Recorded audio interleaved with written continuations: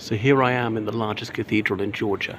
Here I am in Tbilisi on the, let me think about this, the northern side of the city.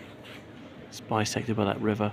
And look at this, well, it's not really focusing. Oh, it's focusing now. Enormous painting of Jesus Christ with the Holy Spirit above him.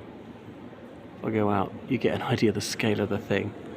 So it's very, very high. There's something in the mind that associates height with the sacred. Praise the holiest in the height, and so on, as the hymn goes. Look at that. Much of it is empty, and I saw this crucifix, and it's got the Romanov symbol, the double-headed eagle with the two crowns. Down low, ladies covering their heads, men not to, according to the dress code. Look here, you see the double-headed eagle. Anyway, lots of icons around. The Georgian autocephalous church, as in they've got their own head, is what they mean. And writing in Georgian, I don't know how ancient some of these are. So fortunately the Soviets didn't destroy too many of these things, but this one does look very new. So some things are extensively reconstructed.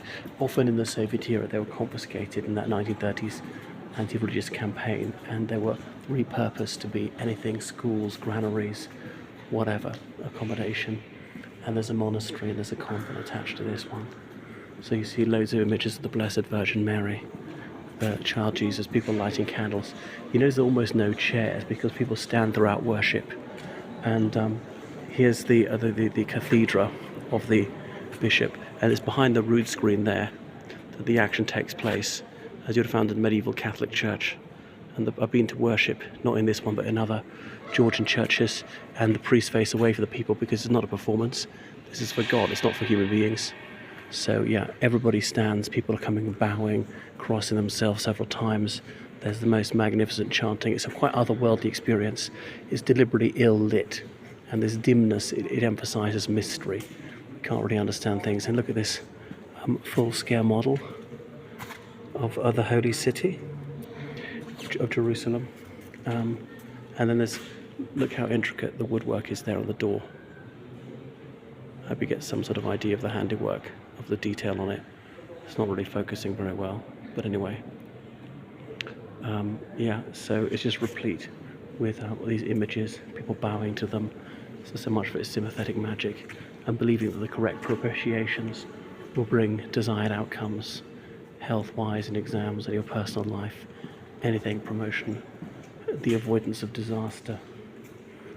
Anyway, and then up here, more people can be sitting. So they have the most magnificent choirs, and of course they're intoning. The different priests, they have to be able to sing, have a fantastic memory. These memorious priests have to be able to sort of recite a litany of perhaps 3 hours duration without referring to a note. Some of them singing bassa profundo, rolls for all voices. They're archdeacons, cantors, whatever, sacristans, sextons, and I can't remember what the other offices are. It'll lector, and it'll come to me. And then ladies are allowed to sing as well, female choirs, and the air will be heavy and heady with incense.